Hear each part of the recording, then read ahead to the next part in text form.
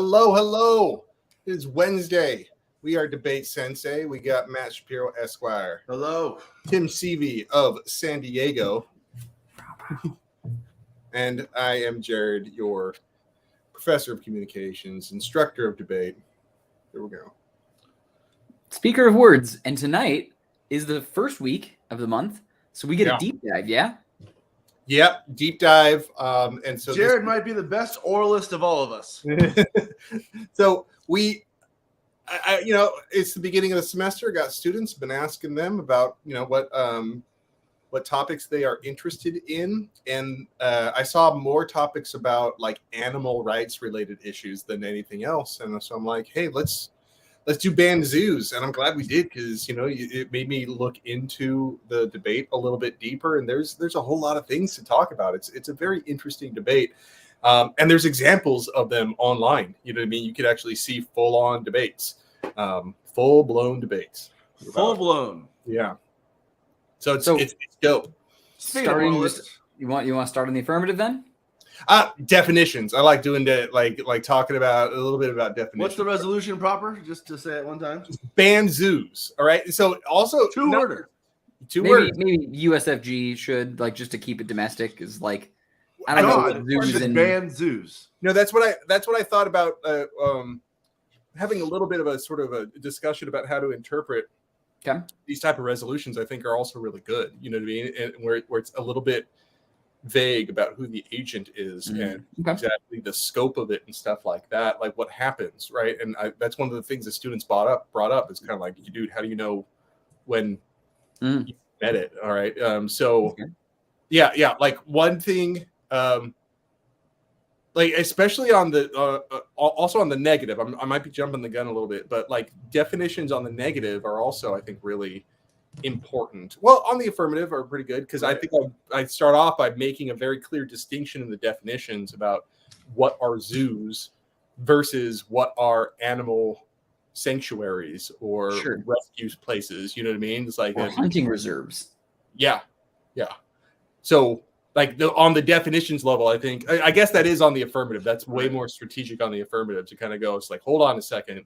When we're talking about this, we're not talking about getting rid of every sort of enclosure that has an animal. Yeah, or if the AF does say that, then just on the neg to clarify, like, are you saying every single place that houses animals? And they're like, yes. They're like, okay, all right, that's cool. But yeah, on the nuance in and just, I'm sure we're gonna get into this. I in the brief little bit of research I did, there's some sort of certification process, which most zoos are not. I forget the word. Accredited, there we go. But and once you get an accreditation, you now have the ability to get grants and things like that. Now, I'm not speaking. I wouldn't speak so, diametrically to say like all accredited zoos are good. Maybe not. Maybe all non-accredited zoos aren't also bad necessarily. But warming up to the definition debate and just seeing the sides and understanding how to kind of hold ground if you only want to protect one thing or you only want to defend one thing. Yeah, I think like also like the scope of where you're going for. It's like you don't necessarily have to do like a national thing or something like that. Like if you're thinking it's like, dude, I think this would be great if we just did it on a state level, a municipal level. Like what if just like, all right, yeah, you can get real picky with that. So constitutional amendment, or like a specific, like even running off like the Tiger King things, like you just take a select few one of them and say, like, all right, they're shut down. Which I'm gonna go on a limb here and say that's an unaccredited, it's a wildlife sanctuary. All right. An experience. Preserve. Right. Well, all right. So I can say just a anecdote of one at Speech Debate Nationals 2014 or something. We went to the St. Louis Zoo after Nationals because like we were in St. Louis and like you had already gone to the Arch. So it is an accredited zoo. I had to just Google it a second ago to make sure that it was legit. We went to the St. Louis Zoo. It was accredited, and it was real sad. Like it was snowing on zebras. I don't think zebras are supposed to be snowed on. Like they don't like it. And like they had checked all the boxes, and like all the zebras half of them were in a line pacing back and forth, like following each other. It was really weird to watch, and like animal behavior, like a little bit of Googling says, like that means they're really stressed and like unhappy because it's friggin' snowy. So I think you could maybe start making some like climate zones. So, for like, you go to Home Depot or any nursery for plants, and there are like zones, so climate zones of like these kinds of plants go in these areas. You could follow those zones and say zoos should only exist in the zone, appropriate. The animals any zoo has are adapted to some extent the environment where the geographical area where that zoo exists. Right, and or like their enclosure can be changed to it, but like it would prevent things like zebras from getting snowed on, right? Or it goes the other way. Whereas a polar bear in like San Diego, and it's like that guy is probably hot all the time. He's not happy, probably. You know what I mean? Yeah, so, so again, like the enclosures can be adjusted to it or something. Like you could maybe make a little bit of detail there. Like penguins tend to be indoors, like so it can be fully AC climate controlled. But I don't know, maybe they hate that like counterplan stuff to me though. It's like rather than, like it's like if you're gonna go on the affirmative, I would really recommend just saying ban them. You know what I mean? Right. And there is no enclosure for a polar bear in San Diego. You can't make it. It doesn't exist. You know what I mean? To wrap up the definitions. So ban is a very strong word. They have to be, eliminating something, right? They can't. Are we going to euthanize every animal in the zoo? Well, hey, that's where we're going to talk about the neg. I mean, the reality is we release them into the wild wherever they're currently kept. Right? Yeah. Just release like ignorant, gazelles into the lion's mouth in Africa or something like that. But I was going to say like hyenas into the mall. Like the mall would be a much better place if there were a lot of hyenas around. You know why we should ban zoos? Because these animals keep getting out. And then there's like a rhino running down the street and no one can do anything. Your weapons are useless against them. Well, I think on the affirmative, like the clearer your message is, the better. And if you start getting, and so like when you're defining things, you're like, we're going to say, like one distinction I recommend making is like for profit, right? Like the zoos are kind of by definition this like for profit venture, whereas like these other sort of like sanctuaries and stuff tend to be non-profit organizations, right? I would totally disagree. Huh? I mean, like what's his name? Tiger King. He's running an animal sanctuary. No, he's running a zoo. Yeah, I mean, like he doesn't. It's not like he has animal disagreement. Huh? No, he has like little like lion cubs that he has. What's her name? Carol Baskin. She's got an animal sanctuary. I think we're just talking about tax structures here, though. Like a nonprofit does not mean that you are like a good person by nature. It just means that like you get you file your taxes differently. So I do think that there are plenty. I agree with where you're getting at, Jared. Like SeaWorld is the classic example of like definitely a for-profit organization, and that's part of how they got so many black eyes with the documentary that came out. Like they're very much here to use these animals for entertainment to make profit. But then other zoos tend to be nonprofits, and like we have this common association of like, well, if it's a nonprofit, they're here to help the animals. It doesn't have to be that way. So I think like that's probably some good front lines. You probably don't bring that up in your case, but that's probably some good front lines. Like either the negative just has that in their back pocket ready to say like, hey, if you just ban for-profit zoos, they all just re-register as 501c3s and now they pay less taxes. So like you turn, right? You've made it worse. I like the accreditation one. I like the accreditation one just because it sounds so official. I mean, like an accredited zoo versus a non-accredited zoo. I have a feeling that although it's not for-profit,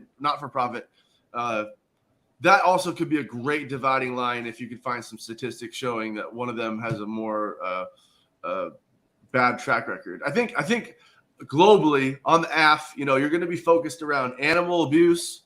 You're going to be focused on, animals' emotional states and life expectancies and, quality of life for animals and human abuses, either by active abuse or passive. They live in a cage and an elephant wants to walk around. And these are most of your arguments, I think, will be around there. Well, I think you can frame things a little bit more specifically too. Like trafficking would be a really good advantage. You know what I mean? It's like animal trafficking is like an entire story in and of itself, because you can actually include how animal trafficking, plays part in sort of like spreading diseases and stuff like that. Right, that's a great one. Like, because these animals carry pathogens sometimes. It's like there's some really interesting stuff that you can associate with this one topic. And so those sort of like disease and pathogens things would be its own story. And then you could have its own sort of animal abuse thing by itself. You know what I mean? It's like, and so now if you feel like you're just repeating this animal abuse argument over and over again, I'd suggest, trying to modify your advantages to talk about, different distinct things to not get too repetitive in your affirmative. And if there's multiple, even like just that quick example, if you have like an active abuse at disadvantage or, advantage to banning zoos, that would be different than a passive, just the enclosures are not good. The travel, even if it's not trafficking, like even just the, shipping of a orca whale is probably an insane thing that's not healthy and stressful for an animal, even if it's legal or whatever the case may be.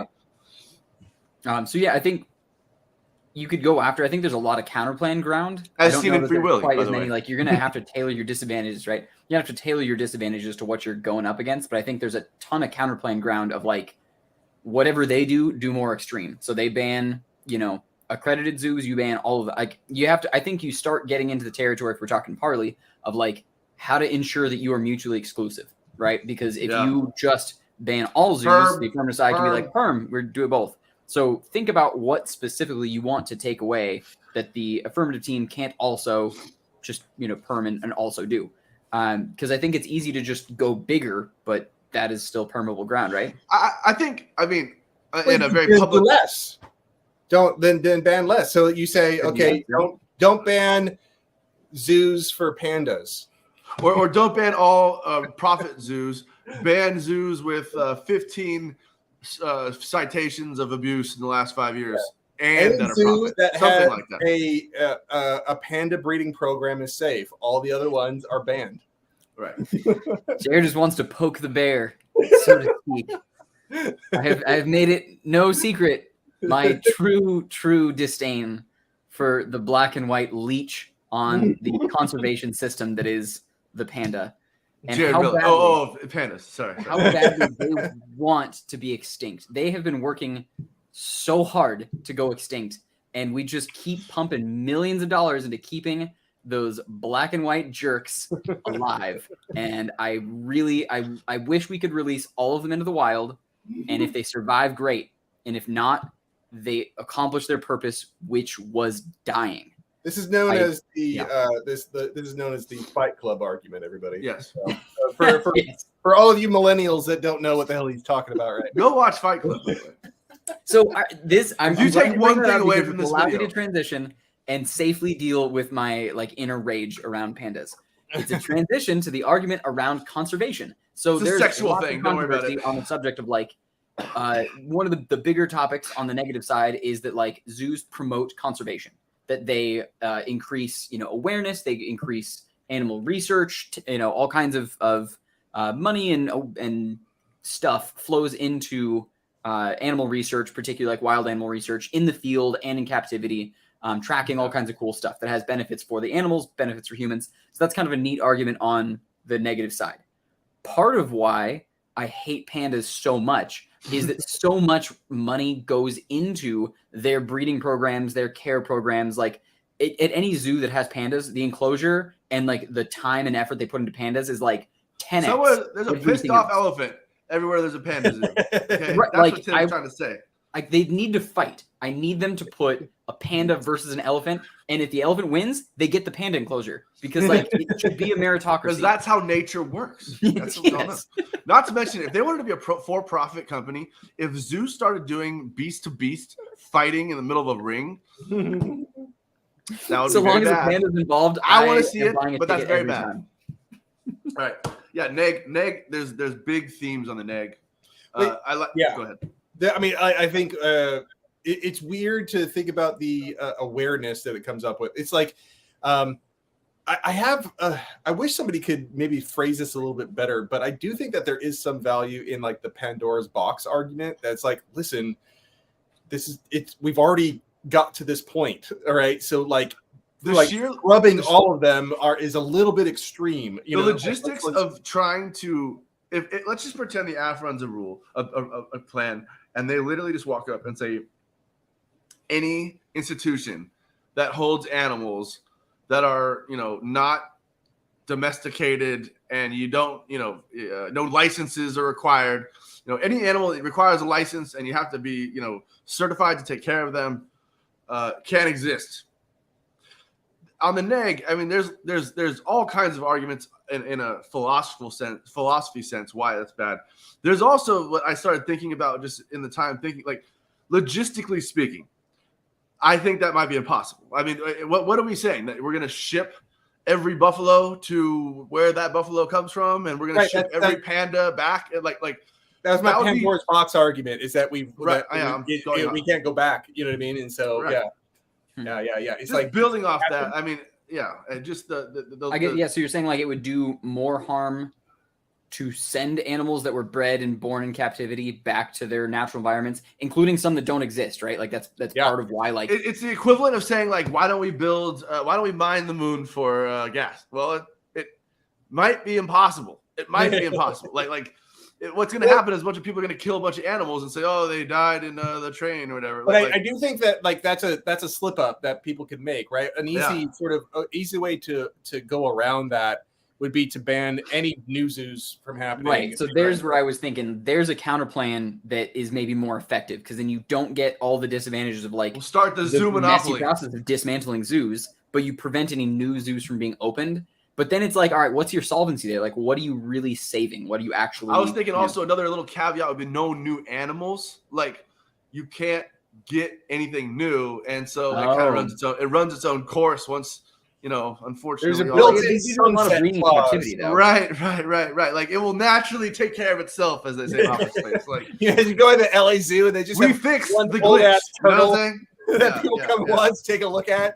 Come on, hey, come look at Bucky here, everybody. Right, yeah. And that's a 700-year-old turtle. Yeah. Anyways, on the neg, I mean, where are you going? I'm going to the zoo. You mean you're going to go see Bucky? All right. Yeah. Education. Okay, so Tim, you were saying, well, I'm going to kind of tie these together: education, inspiration. But when I say education, I literally also mean zoos are places where like studies are done, and students are, PhD students are doing their microbio stuff at some aquarium somewhere. Is it an aquarium a zoo, by the way? This goes back to the very beginning. That's a good point. Yeah, it is. Education, we get a lot from zoos. Okay, so I'm just look it up. There's like thousands and thousands and thousands of scientific articles written from information gathered from animals and zoos that make us understand the world that we live in. Right. Yeah. Matt got beat by a chicken that can play tic-tac-toe. He learned so much that day.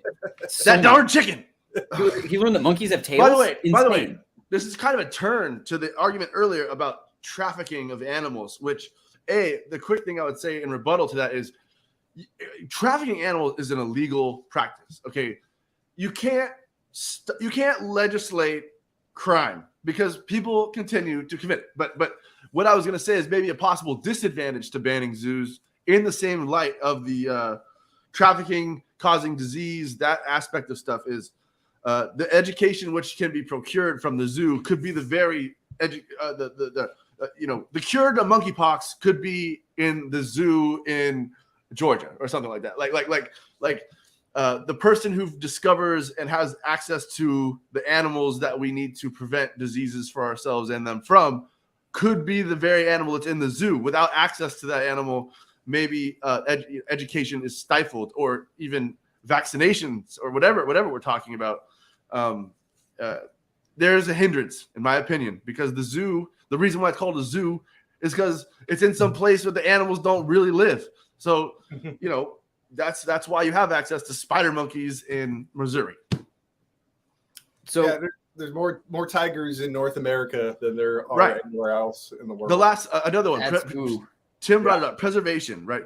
Most animals that are severely endangered. The best one is the condor in our local city or our local state here. Yeah. So give that example. That's a really good argument negative. I'm gonna guess that it was largely due to human, I got these manifest stats. I got these destiny. Stats. You know what I mean? So this was in the 70s, 80s. They were down to 7 condors Right. total. Like only 7 lived in captivity because and it was like all kind. Their habitat destruction was the primary thing that was blamed for it, and so there were 7 California condos. And some people make this argument. LA Zoo and San Diego Zoo, they started a breeding program. It took like 30 years, but by 2016, they had released a couple hundred condors back into the wild and had another like 170 in captivity. So like we kind of brought condors back from the brink of extinction. So the argument is zoos can help bring animals back from the brink of extinction. And condor, it's not really a farm animal. Like, so a zoo is more suited. Zoos, like I want to because again, the way that you define it from the very beginning is like if it was from a sanctuary or a reserve, I could also see that being one of the reasons. And so I just would double check that particular fact. I don't even know. Like I don't have it in front of me. I'm just kind of going. I'm not going to just let that slide. You know what I mean? I'm kind of like zoo is short for zoological park, right? Which is like animal science park, right? That's what that means. Well, how about now? You just made me. Jared would nitpick you into making nothing a zoo unless the name says zoo. It's like that's not the New York Zoo. That's the New York Sanctuary. Therefore, it's not a zoo. I got something for that then. What if you just like, you ban zoos? What that means is you're not allowed to charge admission to see animals. It's illegal to charge. The animals are going to suffer. Let's put it that way. What do you think about that for a plan text? That's kind of interesting, right? So like I would start picking. So if I'm just going all the way in on like the condors example, like to continue that through. So that was between the LA Zoo and the San Diego Zoo. Like those two organizations work together for that breeding program. So like not sanctuaries, not like wildlife preserves, whatever. They were 2 zoos that did that together. And it was partly like, ticket sales and stuff helped fund that, right? Right. Because they're part of the American Zoological Society, the AZA, they're accredited zoos. They also can get grant funds and all that kind of stuff. Right. So if you are a zoo and you charge ticket prices, that supplements any grant monies you get and whatever. And I imagine ticket prices are pretty significant. One of the stats that I read was super shocking to me that of all the zoos in North America, they have 181 million people per year visit all the combined zoos. That is more than all of the people that visit the MLB, NHL, and NFL combined in a year. So more people visit zoos than professional sports in a year. That was amazing to me. Partly because like zoo tickets are like $20, $30. NFL it's tickets also like government subsidies of sending school children to the zoos. It totally is. It's deep state. It really it's a zoological industrial complex. It's big animal. It's big zoo. Big zoologies. So I'm still gonna stay on the side of like it is ticket prices and those 181 million people that help subsidize the savior of animals from the brink of extinction. Now, did we cause that extinction in the first place? Yes. I would probably add the extra beef on there of like you read the condor exhibit. I think it's an important argument to bring up because I think a lot of people will start saying in round, I wouldn't be surprised if someone said something like, well, they were going extinct. That's just how it went for them. And what it kind of is saying is we human beings had no effect on their extinction. It just came about. We call that the Tim Seavey argument for pandas. No, that's a little bit different. Pandas, it's their fault. They're so darn delicious. All right, that's why they're going. So, like the exhibit, if you go to the condor exhibit at the San Diego Wild, the safari park, right? Yeah, it has this whole in-depth thing. So they what about a petting zoo? What's that? It's only good if you get to grill it afterwards. But the safari park has condors there, and they have this whole. Is the safari park a zoo? Why the California clearly habitats whatever. So like it tries to teach you, as Matt says, it's the learnings, right? So it tries to give you the information on it, but then on the other side, the pro side is like, there's no real correlative between children learning about something in a zoo and being conservationists. Like I would totally disagree with you. I mean, I can't give you quantitative facts. What I said was there's no facts on it. So like you can't disagree with me like I don't agree. Also no facts, but well no, but I mean because that's true. I was reading like comments and stuff. People I like, would hope so, right? I care about animals, but it's not because I went to a zoo. And I'm like, okay, well, maybe that's you. And maybe there is some kid out there who would have never heard of some foundation that they read on a plaque in front of the bald eagle display with Johnny the broken-legged bald eagle who's just sitting. The bald eagles always look so pissed off at zoos, by the way. I don't know. They're always the saddest. Like, oh, the bald eagle. And it's like this. It's Santa Ana. I'm not putting you on blast, Santa Ana Zoo. There was the most depressed bald eagle in like a 10 by 10 by 10 enclosure. Like, oh, his wing broke. I'm like, dude, his soul broke. That's what he broke. He broke his mind here. Yeah. So, anyways, so maybe change some of those things. Where I'm getting at, though, the like conclusion that I had on the point of pro zoos because conservation, whatever, is a ton of research and stuff flows from them. So we get a lot of research, lots of information, lots of cool things come about, and bringing animals back from extinction. Right. Where would you argue? Like, I think that there are plenty of places you can pick that apart of the neg, but where would you take that argument of like, it doesn't do us any good because they're, I don't know, not sustainable back in the wild, or like, how would you combat? I would definitely make that argument. Bringing them back to the extinction argument. I've thought about that where it's like, okay, let's just say that the tiger is another one of them where the numbers are so low in the wild, but there's thousands and thousands of them in captivity. This theory that like you could just release an animal. Now, I am not a biologist or a zoologist, but the concept that like the buffalo of the North American bison, they disappear, but then they're raised on farms and they're raised in zoos, and now there's more in the wild. But it still totally baffles me the thought that the actual animal that you bred in a zoo, raised in a zoo, fed from you try your best, I'm sure, to teach him to walk south or something, to eat or whatever. I don't know how that happens, but like, I don't know how that works, but apparently you can just let them go and they'll figure it out. I mean, that's the concept that they're selling us. So the thing is that the vast majority of things that we call zoos are not LA, San Diego level stuff.